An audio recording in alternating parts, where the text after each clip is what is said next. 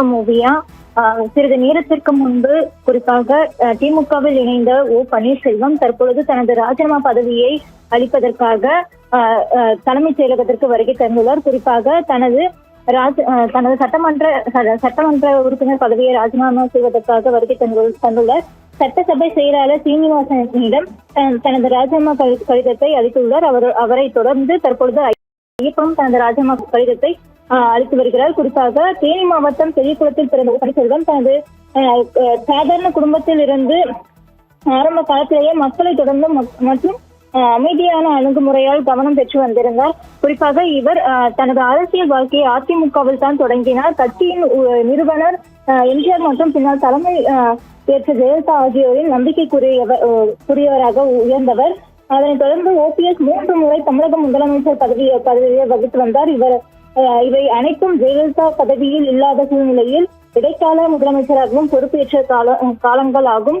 குறிப்பாக கட்சிக்கும் தலைமைக்கும் விசுவாசமாக தலைவராக இருந்தவர். குறிப்பாக 2017ஆம் ஆண்டுக்கு பிறகு அதிமுக உட்கட்சி பிரச்சனைகளுக்கு பிறகு அவர் தமிழ்நாட்டின் துணை முதலமைச்சராகவும் பதவி வகித்தார். அப்போது கட்சியில் ஏற்பட்ட பிளவுகளை சமாளிக்க முக்கிய பங்கும் வகித்து வந்தார். அதிமுகவின் கொள்கைகளுக்காக சமூக நீதி, நலத்திட்ட அரசியல், ஏழை மக்களுக்கு திட்டங்கள் ஆகியவற்றை ஆதரித்திருந்தார். குறிப்பாக ஜெயலலிதா தலைமை இறுதி வரை வலியுறுத்தியவர். 2017இல் ஜெயலலிதா மறைவுக்கு பிறகு கட்சியின் வழிநடத்தல் குறித்து வெளிப்படையான கருத்துக்களையும் வெளியிட்டு தனது தனி அணியை உருவாக்கியதும் முக்கிய திருப்புமுனையாக அமைந்திருந்தது. பின்னர் கட்சியின் உட்கட்டமைப்பு மாற்றங்களால் அரசியலின் நிலைப்பாடுகளில் மாற்றங்கள் ஏற்பட்டன. அதனைத் தொடர்ந்து அமைதியான உணர்ச்சி வசப்பட்ட தலைமைக்கும் கட்டுப்பாட்டுக்கும் அரசியல்வாதி என்ற பெயர் பெற்றிருந்தார். அதனைத் தொடர்ந்து தர்மயுத்தம் என்ற சொல்லால் 2017இல் அரசியல் போராட்டத்தில் கவனம் பெற்றிருந்தார்.